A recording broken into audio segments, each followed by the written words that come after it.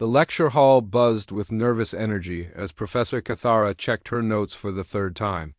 Today was special because 3 humans would visit her xenobiology class at the Galactic Academy. This was the first time any human had come to teach alien students about their species. The humans came from a planet called Earth, which the Galactic Council rated as a Class 12 death world. Most civilized species thought such planets were too dangerous to live on, but somehow humans had survived and even built cities there. Professor Cathara had 4 eyes and green skin that changed color when she felt stressed. Right now, her skin showed patches of yellow, which meant she was worried. She taught many different alien species about biology, but had never met a human before. The report said humans were predators from a world full of deadly creatures and toxic plants. They had sharp teeth for eating meat and forward-facing eyes. For hunting prey, the classroom door opened with a soft hiss and 3 humans walked in. Professor Cathara felt her skin turn darker yellow as she saw them. The humans moved with smooth confidence like the big cats from her home planet when they hunted. The first human was tall with brown hair and wore simple clothes. He had introduced himself earlier as Dr. Marcus Webb. Behind him walked a female human with dark hair pulled back tight. Her name was Commander Lisa Torres, and she stood very straight like a soldier. The third human was shorter with black hair and seemed more relaxed. His name was Engineer David Park. All 3 humans carried strange metal containers that steamed. At the top, Professor Cathara could smell something bitter and sharp from across the room. Her sensitive nose picked up chemicals that made her nervous system send warning signals to her brain. The smell reminded her of the industrial solvents used to clean spaceship engines. Dr. Webb smiled at the class, which showed his white teeth. Several students shifted in their seats because predator teeth always made prey species uncomfortable. He set his steaming container on the desk and opened the top. More of that bitter smell filled the air, and Professor Cathara saw a dark liquid inside the container. "Thank you for having us, Professor," Dr. Webb said in a friendly voice that the translators changed into standard galactic language. "We are excited to share information about human culture with your students. I hope you do not mind if we drink our morning fuel while we talk." "We had to get up very early for this meeting, Professor." Cathara watched in growing alarm as all 3 humans lifted their containers and drank the dark liquid inside. Her computer implant automatically analyzed. The chemical signature and the results made her 4 eyes go wide with shock. The liquid contained alkaloids that would poison most known species. It also had organic acids strong enough to damage soft tissue and stimulant compounds that could cause heart failure in smaller beings. Commander Torres noticed the professor staring and offered her container toward Cathara. "Would you like some coffee, Professor?" "We brought extra if anyone wants to try it." The word coffee made Professor Cathara access her research database instantly. Information flooded her vision, showing the complete chemical breakdown of the substance. Caffeine levels that would kill most of her students.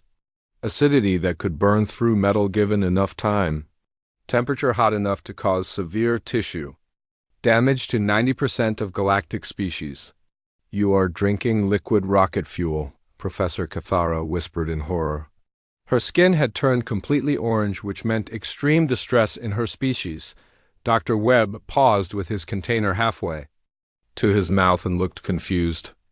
"I'm sorry, what did you say, Professor?" "That substance," Cathara said, pointing at his container with a shaking finger, "contains chemicals we use to power interstellar engines. The caffeine alone would be enough to hospitalize most beings in this." Room Engineer Park actually laughed and took another sip from his container. "This is pretty weak coffee, actually. I usually drink the dark roast, which has twice as much caffeine." Twice as much. Professor Cathara felt dizzy and had to sit down in her chair. "There are stronger versions of this industrial solvent." "Oh yes," Commander Torres said helpfully. "Military-grade coffee can have 3 times the caffeine of regular coffee. We use it during long missions when we need to stay awake for days at a time." Several students made distressed sounds in their native languages. A crystalline being from the Sirius system actually fell over and had to be helped from the room by 2 classmates. The remaining students stared at the humans with the kind of fascinated terror usually reserved for watching nature documentaries about apex predators. Professor Cathara activated the holographic display above her desk. A three-dimensional model of a caffeine molecule appeared in the air, rotating slowly. Chemical formulas scrolled down the sides, showing the complete breakdown of coffee compounds. Class observed the molecular structure of the substance these humans consume voluntarily every morning. The display showed that coffee contained over 800 different chemical compounds. Many of these were classified as volatile organic compounds that required special handling in laboratory settings. The temperature readings showed humans consumed this mixture at 90 degrees, which would cause instant burns to most species. Oral cavities. Furthermore, Professor Cathara continued as her academic training took over despite her fear. The human digestive system appears to process these industrial chemicals without apparent harm. They have somehow adapted to consume what we would consider toxic waste as a daily beverage. Dr. Webb looked down at his coffee thoughtfully. When you explain it that way, it does sound rather extreme. Extreme, Professor Cathara voice rose high. Enough that several students covered their hearing organs. Your species begins each day by consuming heated poison that would kill most civilized beings, and you call it extreme. Engineer Park raised his hand politely. If I may, Professor, could you run a complete molecular analysis? I think you are missing some of the more interesting chemistry that makes coffee special. Against every survival instinct she possessed, Professor Cathara ran a full-spectrum analysis of the coffee compounds. The results made her legs feel weak, and her skin turned the deep red color that meant absolute terror in her species. The analysis showed chlorogenic acids that could dissolve organic matter, quinases that were used in industrial processes, diterpenes that served as chemical solvents, and underneath it all the bitter alkaloids that humans somehow found pleasant to taste. This is impossible, she whispered. No biological organism should be able to consume such a mixture and survive, much less find it enjoyable. Commander Torres grinned, showing even more of her predator teeth. Coffee is one of humanity's greatest achievements, Professor. It helps us wake up in the morning and keeps us functional throughout the day. Most humans cannot operate properly without it. Cannot operate properly, Professor Cathara repeated weakly. Are you telling my students that humans require regular doses of industrial solvent just to achieve basic functionality? The three humans looked at each other and nodded. Dr. Webb shrugged his shoulders, which was apparently a human gesture meaning acceptance. That is surprisingly accurate, Professor. Most humans are pretty much useless until they have had their first cup of coffee. The classroom fell completely silent except for the humming of the life support systems. Professor Cathara realized she was looking at three beings who had just casually admitted to being dependent on chemical stimulants for basic cognitive function. These Deathworlders had somehow turned industrial poisoning into a daily ritual, and built their entire society around the consumption of what amounted to liquid rocket fuel. She looked at her students, terrified faces, and knew that everything they thought they understood about biology and survival had just been shattered by three humans and their morning coffee. Dr. Webb paused with his coffee cup halfway to his mouth and stared at Professor Cathara with genuine confusion written across his face. The professor had just called his morning coffee liquid rocket fuel and seemed to be having some kind of medical emergency.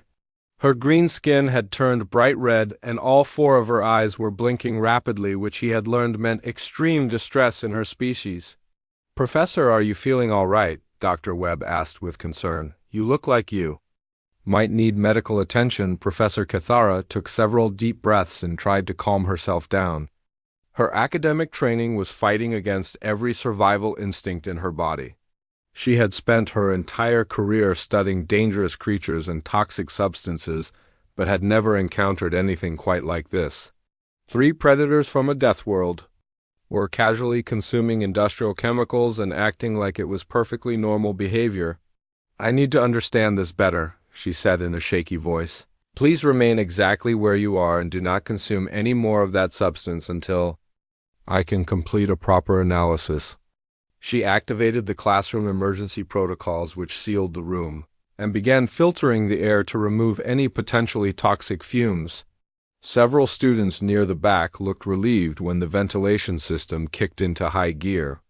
Professor Cathara then connected her personal computer directly to the academy mainframe and began running every chemical analysis program available. The holographic display above her desk expanded to fill most of the ceiling space. A massive, three-dimensional model of a coffee molecule appeared, rotating slowly while thousands of chemical formulas cascaded down the walls. The analysis was so complex that the Academy supercomputer needed several minutes to process all the data. "Class, observe what we are dealing with, Professor," Cathara said in her best lecture voice despite the trembling in her hands. "The substance these humans call coffee contains caffeine at a concentration of 95 milligrams per standard cup. To put this in perspective, 12 milligrams of caffeine would be considered a dangerous overdose for most." Council Species Engineer Park looked interested and raised his hand. "Professor, what about the other compounds in coffee?" "Caffeine is just one part of what makes it special. Other compounds." Professor Cathara's voice cracked as new data appeared on the display. The analysis shows over 800 distinct chemical compounds in this single beverage. Many of these are classified as volatile organic compounds that require specialized containment in laboratory settings. Commander Torres took another sip of her coffee and nodded approvingly. The complex chemistry is what gives coffee its distinctive flavor profile. Different growing regions and roasting methods can create completely different chemical signatures. The professor stared at the commander in disbelief. "You are discussing the flavor profile of industrial solvent as if it were fine wine. Well, coffee appreciation is considered an art form on Earth," Dr. Webb explained helpfully. "Some people spend years learning to identify subtle differences in taste and aroma. There are professional coffee tasters who can identify the exact region where beans were grown just by smell." A student from the Vega system raised a tentacle-like appendage and spoke in a nervous voice. "Honored Professor, are we to understand that humans have developed sophisticated cultural practices around the consumption of toxic chemicals? That appears to be exactly what they have done," Professor Cathara replied as more analysis data appeared. "Furthermore, the temperature at which they consume this mixture ranges from 85 to 95 degrees. This would cause severe burns to the oral tissues of 73% of known sapient species." Engineer Park looked thoughtful. "Actually, some humans prefer their coffee even hotter than that. I know people who like it close to boiling temperature. Really brings out the flavor compounds. Boiling temperature, Professor." Cathara felt her knees go weak. "You heat this chemical mixture to near boiling point and then pour it directly into your mouths." "Pretty much," Commander Torres said with obvious pride, "though good coffee technique requires precise temperature control. Too hot and you burn the compounds. Too cool and you do not extract the full range of flavors." The holographic display updated again, showing thermal analysis data. Professor Cathara pointed at the swirling numbers with a shaking finger. "Class, note that humans routinely expose their internal tissues to temperatures that would cause immediate hospitalization for most species. They have somehow adapted to find this thermal trauma pleasurable." Dr. Webb considered this information carefully. "I suppose when you analyze it from a purely biological perspective, it does sound rather extreme. But coffee is such a normal part of human life that we never really think about the chemistry involved." "Normal," Professor Cathara repeated weakly. "Consuming heated industrial solvent is normal for your species." A crystalline student near the front of the room spoke up in a tinkling voice that sounded like breaking glass. "Honored guests, what happens to humans who do not consume this substance regularly?" The three humans exchanged glances and suddenly looked uncomfortable for the first time since entering the classroom. Engineer Park scratched his head and seemed to be thinking hard about the question. "Well," he said slowly, "humans who do not drink coffee tend to experience withdrawal symptoms. Severe headaches, loss of concentration, extreme fatigue, and mood swings. Most people describe it as feeling like they have been poisoned." "Withdrawal symptoms," Professor Cathara's voice rose to a pitch that made several students cover their auditory. organs, you experience actual withdrawal symptoms when deprived of this substance. Commander Torres nodded grimly. Coffee withdrawal is no joke, Professor.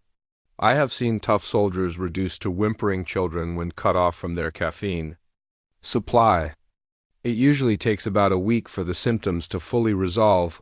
A week, Professor. Cathara felt dizzy again. Your species requires a full week to recover from caffeine withdrawal. Sometimes longer, Dr. Webb admitted, and that assumes you can function at all during the withdrawal period. Most humans become essentially useless for the first few days. Cannot think clearly, cannot focus on tasks, and generally feel terrible. The professor ran a quick calculation on her computer, and the results made her skin turn purple with shock. According to your own data, the average human consumes 2.1 cups of coffee per day. Some individuals consume up to 6 cups daily. You are describing a species-wide chemical dependency. Engineer Park brightened up suddenly.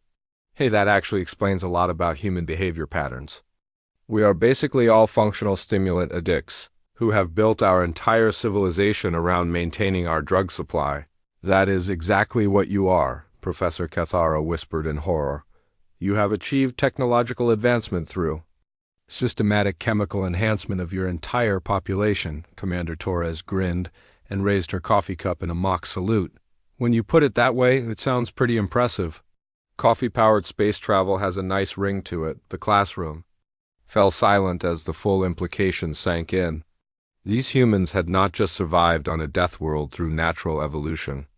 They had chemically modified their entire species to operate at enhanced capacity and then built interstellar technology while under the influence of industrial stimulants. Professor Cathara looked at her students' shocked faces and realized they were witnessing something unprecedented in galactic history. A species that had achieved greatness not through biological adaptation but through voluntary chemical dependency maintained across their entire population. Class, she said in a voice barely above a whisper, we are looking at 3 representatives of a species that begins every day by consuming what we consider rocket fuel and has somehow made this practice the foundation of their civilization. Dr. Webb took another sip of his coffee and smiled that predatory human smile. Professor, when you explain it that way, coffee sounds like the most dangerous drug in the galaxy. It probably is, Professor Cathara replied weakly. And you have built your entire society around it. Professor Cathara called for an emergency recess and immediately contacted the Academy's Xenobiology Department for urgent consultation. Her students huddled together in nervous groups while the 3 humans stood calmly near the front of the room, continuing to drink their toxic brew with obvious enjoyment. Several students had moved their chairs as far away from the humans as possible, while others stared in fascinated horror at these beings who casually consumed industrial chemicals. When class resumed 15 minutes later, Professor Cathara had managed to compose herself enough to continue the lesson, though her hands still shook as she operated the holographic controls. The Academy had sent Dr. Yithok, their leading expert on chemical dependencies, to observe the session remotely via hologram. His blue-scaled face appeared above the classroom projector, looking skeptical about the reports he had received. Perhaps we could discuss the cultural significance of this substance in human society, Professor Cathara said carefully while trying to keep her voice steady. I am particularly interested in understanding how coffee consumption affects your social structures, Dr. Webb brightened considerably and set his cup down on the desk. That is an excellent question, Professor. Coffee is absolutely central to human civilization. Most of our major social and economic activities are built around coffee consumption. Business meetings happen over coffee. Romantic dates often begin with coffee. Diplomatic negotiations usually involve coffee service, built around coffee consumption, Professor. Cathara's voice was barely above a whisper. Your social structures revolve around the communal consumption of industrial stimulants, Commander. Torres nodded enthusiastically. Coffee houses and cafes serve as informal meeting places in most human communities. People gather there to discuss politics, philosophy, and current events. Many important decisions in human history have been made over cups of coffee. Engineer Park added helpfully, We also have an entire global economy dedicated to coffee production and distribution. Millions of humans work in coffee-related industries. Growing, harvesting, processing, shipping, roasting, and serving coffee employs more people than most planetary governments. A student from the Delta system raised a clawed appendage and spoke in a trembling voice. Honored guests, are you saying that? Your species has built economic systems around the production of chemical stimulants. Absolutely, Dr. Webb replied with obvious pride. Coffee is one of the most valuable commodities traded on Earth. Entire regions of our planet are dedicated to coffee cultivation. Some countries base their entire economies on coffee exports. Dr. Yethok hologram flickered as he processed this information.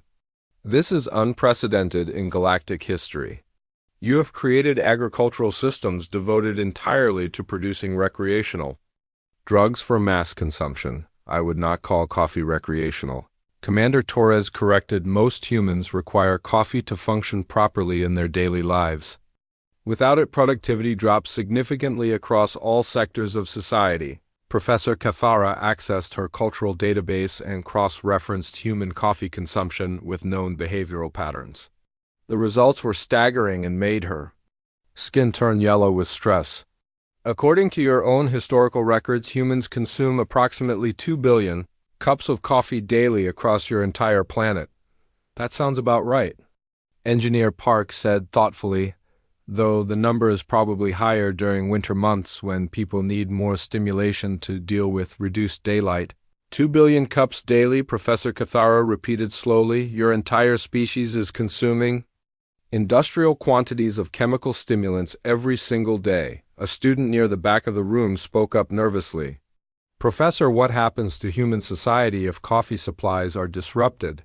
The three humans exchanged worried glances for the first time since entering the classroom. Dr. Webb cleared his throat uncomfortably. Well, that would be a serious problem. Coffee shortages tend to cause significant social unrest among human populations. Social unrest, Dr. Yethok hologram leaned forward with scientific interest. You mean civil disorder caused by stimulant withdrawal? Commander Torres nodded grimly. Coffee riots have occurred throughout human history whenever supplies were threatened. People become desperate and sometimes violent when deprived of their caffeine. Governments have fallen due to coffee shortages. Governments have fallen, Professor. Cathara felt dizzy again. Political systems collapse when humans cannot access their chemical stimulants. It is a serious strategic vulnerability, Dr. Webb admitted. Any enemy that could disrupt coffee supply lines would essentially cripple human civilization. We would lose approximately 70% of our functional capacity within a few days. Engineer Park tried to look optimistic. But coffee grows in many different regions, so it would be difficult to disrupt the supply completely. Plus, we have developed concentrated forms and synthetic alternatives for emergency situations. Dr. Yethok computational systems were working overtime to analyze these revelations. Let me understand this correctly. Human space exploration and colonization efforts must factor in the transportation and production of chemical stimulants. Pretty much, Commander Torres said matter-of-factly. Every human spacecraft carries significant quantities of coffee or caffeine supplements. Long-term missions require careful planning to ensure adequate stimulant supplies.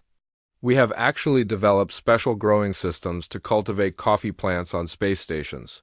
You are growing drug plants in space, Professor Cathara's voice cracked with disbelief. Your species has prioritized the cultivation of stimulant crops over food production in extraterrestrial environments. Dr. Webb looked slightly embarrassed. Well, we grow food too. But coffee is essential for maintaining crew morale and productivity on long missions. Humans in space without coffee become depressed and inefficient very quickly, a student from the Centauri system asked nervously. What about humans who choose not to consume coffee? How do they participate in your society? The three humans looked genuinely puzzled by this question. Engineer Park scratched his head and seemed to be thinking very hard. I honestly cannot think of any humans who do not consume caffeine in some form. Even people who do not drink coffee usually drink tea or energy drinks or take caffeine pills. Cannot think of any, Dr. Yuthok repeated with fascination. Are you suggesting that caffeine consumption is universal among your species? Essentially. Yes. Dr. Webb said slowly, as if realizing this for the first time. Humans who do not consume stimulants are extremely rare. It would be like meeting someone who does not breathe oxygen. Theoretically possible, but practically unheard of, Commander Torres added. Even human children consume caffeine through chocolate and soft drinks. We start chemical enhancement at a very young age and maintain it throughout our entire lives, Professor. Cathara ran a quick calculation and the results made her skin turn deep red. You are describing a species where chemical dependency begins in childhood and continues until death. Every human is essentially a stimulant-enhanced organism operating at artificially elevated capacity. When you put it that way, it sounds kind of impressive, Engineer Park said with a grin. Coffee-powered humanity conquering the galaxy one cup at a time. The classroom fell completely silent as students and faculty absorbed the full implications. These humans had not just survived on a death world through superior biology. They had created a global civilization based on the systematic chemical enhancement of their entire population from childhood to death. Dr. Yuthok hologram brightened with scientific excitement. This explains so much about human achievements that previously seemed impossible. Your rapid technological development, your aggressive expansion, your ability to function in hostile environments. You have been operating as enhanced beings this entire time. Dr. Webb raised his coffee cup in a mock toast. Here is to coffee, Professor. The fuel that powered humanity to the stars, Professor. Cathara looked at her students' terrified faces and knew that their understanding of biology and civilization had been fundamentally changed by three humans and their morning coffee ritual.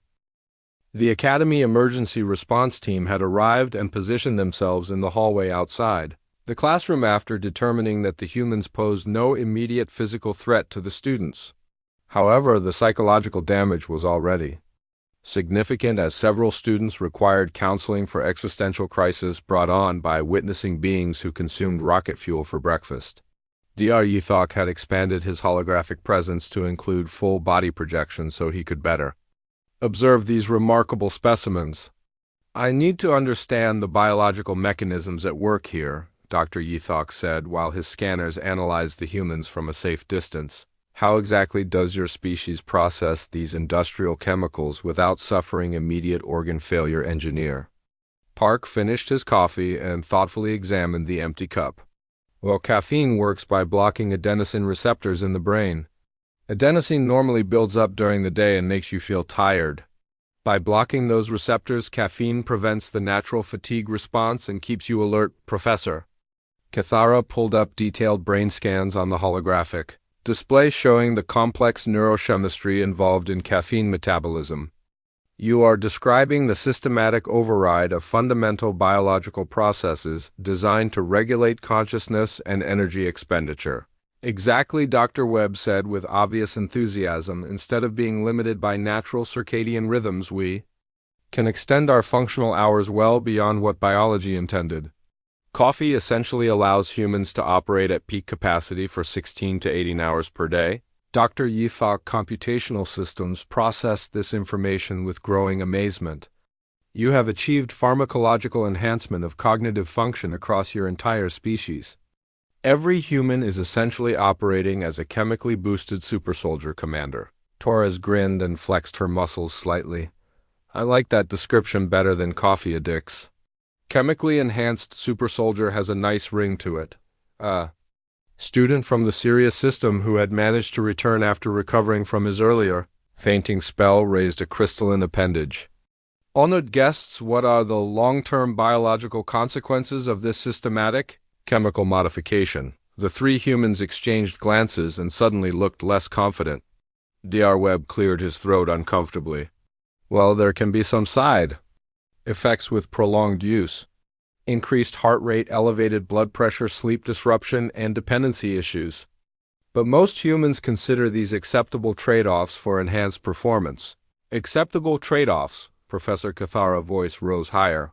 You are willing to accept cardiovascular damage and sleep disorders in exchange for chemical stimulation, Engineer. Park shrugged, which was apparently a human gesture indicating casual acceptance of serious risks. Everything has a cost, Professor. Coffee gives us significant cognitive and physical advantages that outweigh the potential health risks for most people. Dr. Yithok hologram zoomed in on the molecular structures still displayed above the classroom. This is fascinating from an evolutionary perspective. Your species has essentially developed a symbiotic relationship with plant-derived stimulants. You have integrated external chemical enhancement into your basic physiology. I would not say evolved exactly, Dr. Webb corrected, more like culturally adapted. Humans have only been consuming coffee regularly for about 600 years. Before that, we used other stimulants like tea, but coffee consumption really exploded during our Industrial Revolution. 600 years, Professor Cathara whispered. In just 6 centuries, you went from natural biology to species-wide chemical dependency, Commander. Torres nodded approvingly. Coffee helped us build global civilizations, survive hostile environments, and eventually develop space travel. The Industrial Revolution probably would not have been possible without coffee to keep workers alert during long factory shifts. A nervous student near the door asked, "What happens to humans who attempt to function without these chemical enhancements?" Engineer Park looked genuinely puzzled by the question. I honestly do not know anyone who has tried that. Even humans who claim they do not drink coffee usually consume caffeine in other forms like tea or chocolate or energy drinks. No one has tried? Dr. Yithok repeated with scientific fascination. Are you suggesting that baseline unenhanced humans no longer exist in your population? Dr. Webb considered this carefully. There might be some isolated communities that avoid caffeine, but they would be extremely rare. Modern human society is designed around enhanced cognitive function. Someone operating at natural baseline capacity would be severely disadvantaged, Professor. Cathara ran calculations on human productivity metrics, and the results made her skin turn purple with shock. According to your own data, caffeine withdrawal reduces human cognitive performance by approximately 30% and physical endurance by 25%. You have essentially made chemical enhancement mandatory for social participation. That is a bit dramatic, Commander Torres said, though she did not sound entirely convinced. But yes, humans without caffeine do struggle to keep up with normal social and professional expectations. A student from the Vega system spoke up nervously. Are enhanced humans physically superior to other galactic species? The 3 humans looked uncomfortable with this question. Dr. Webb shifted in his position and seemed to be choosing his words carefully. While coffee does provide significant performance benefits, improved reaction times, better sustained attention, increased physical endurance, and enhanced problem-solving abilities, Dr. Yithok ran comparative analysis between human performance metrics and other known species. I am seeing improvements of 15 to 20% in reaction time, 25% in sustained attention, and significant boosts in physical endurance. These are substantial enhancements. Engineer Park tried to look modest. Coffee just helps us perform at our best. It brings out capabilities that were already there. No, Professor Cathara said firmly while reviewing the data. You are operating above baseline human capacity. The performance metrics you achieve with caffeine exceed what your species should be capable of naturally. Commander Torres grinned that predatory human smile. So what you are saying is that coffee makes us superhuman? In essence, yes, Dr. Yithok confirmed. Your entire species is operating at enhanced capacity compared to your natural biological limitations. This explains many human achievements that previously seemed impossible for a species of your baseline physiology. The classroom fell silent as students absorbed the implications. Professor Cathara realized. She was looking at 3 chemically enhanced predators who represented a species that had accidentally discovered how to upgrade their entire population through voluntary drug consumption. This changes everything we thought we knew about human capabilities, Dr. Yithok said with obvious excitement. Your rapid technological development, your aggressive expansion, your ability to thrive in hostile environments. You have been operating as enhanced beings this entire time. Dr. Webb raised his empty coffee cup and smiled. Here is to human ingenuity, Professor. We figured out how to hack our own biology using plant extracts. A student near the back asked the question everyone was thinking.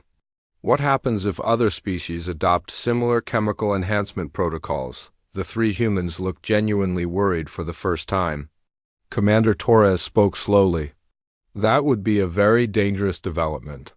Coffee works for humans because we evolved alongside caffeinated plants. Other species might not tolerate stimulants as well as we do. Professor Cathara nodded grimly. Most galactic species would experience severe toxicity or death from human-level caffeine consumption. You have achieved something that appears to be unique to your particular biology. Engineer Park looked thoughtful. So basically humans stumbled onto the perfect performance-enhancing drug for our species and built our entire civilization around it. That appears to be exactly what happened, Dr. Yuthok confirmed.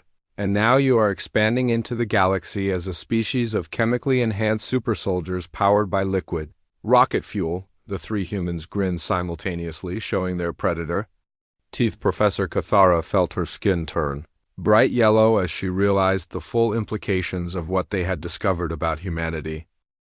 Professor Cathara sat heavily in her chair, feeling like her entire understanding of biology and civilization had been shattered by three humans and their morning coffee routine. Around her, students whispered frantically in their native languages, sharing shock and disbelief at what they had witnessed.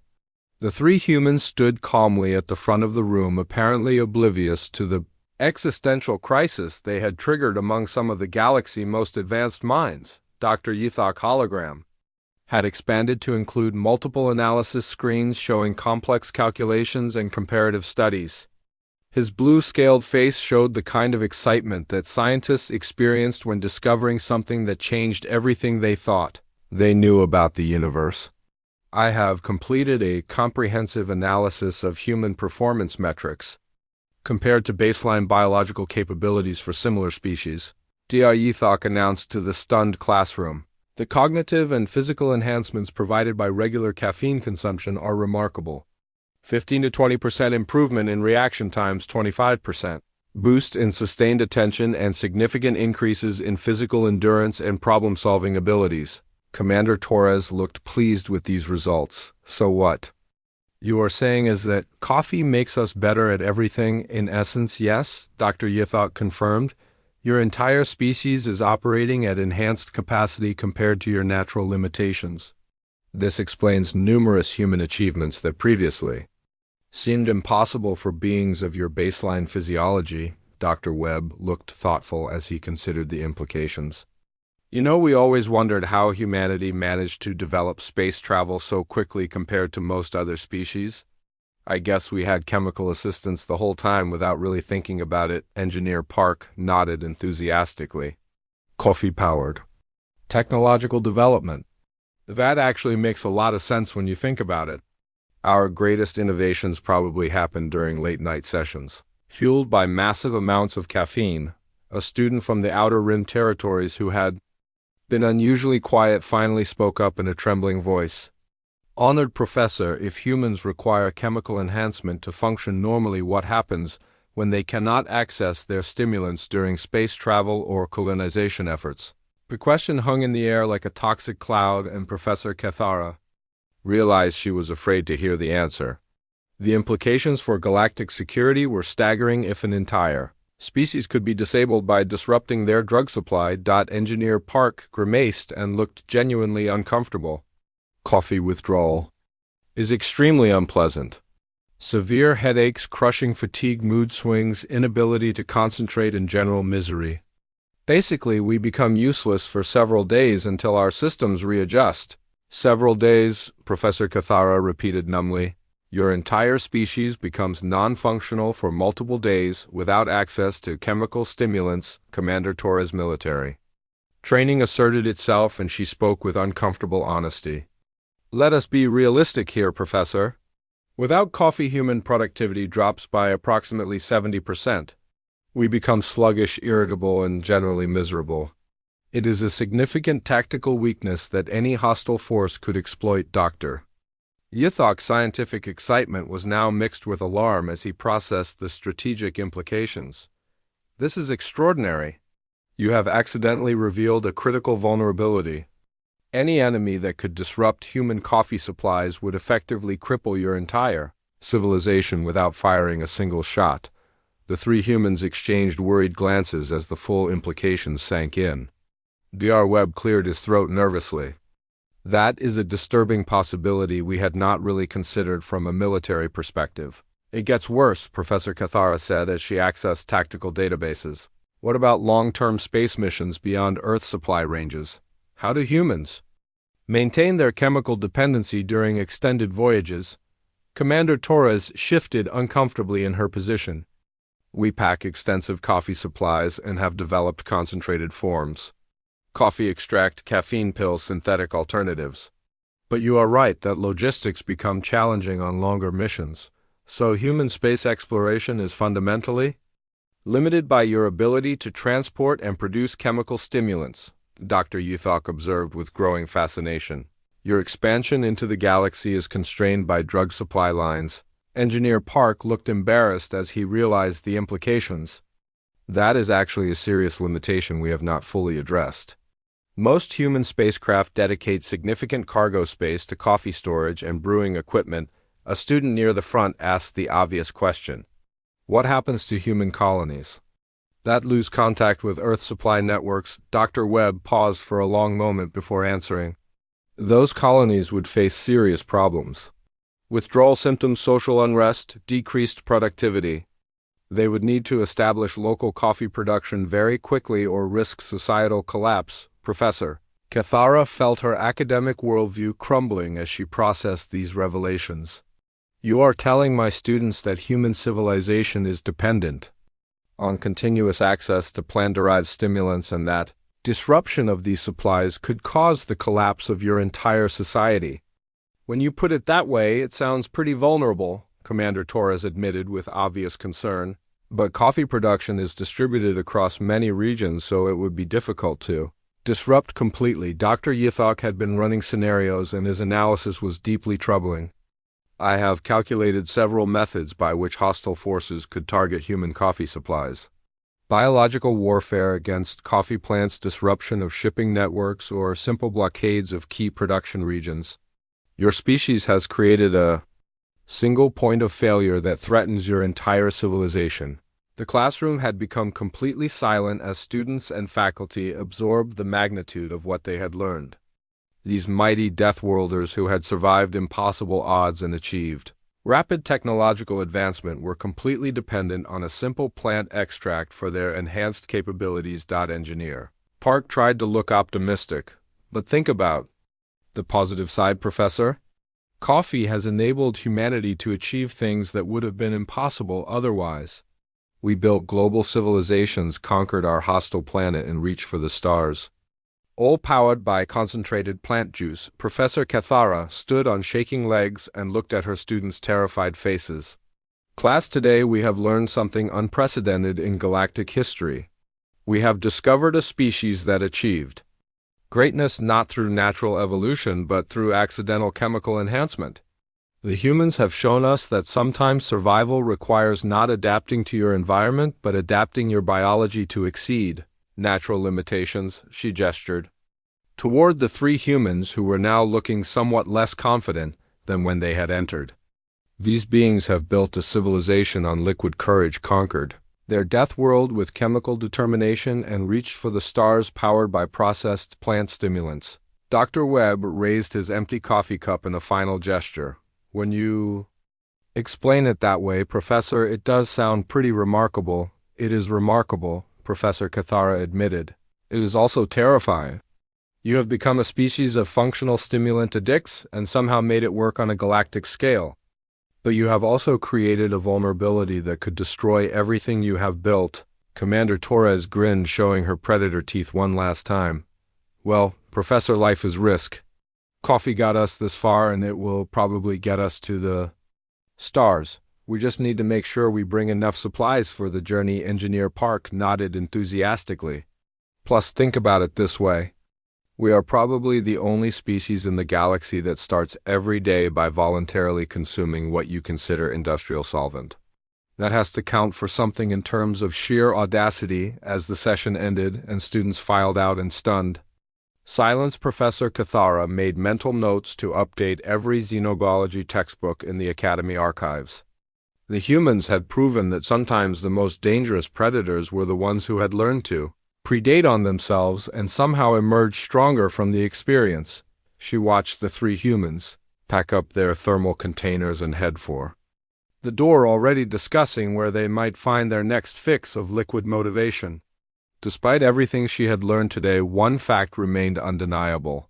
These impossible Deathworlders had made their chemical dependency work and had used it to build something remarkable. Perhaps there was something to be said for starting each day by drinking rocket fuel after all.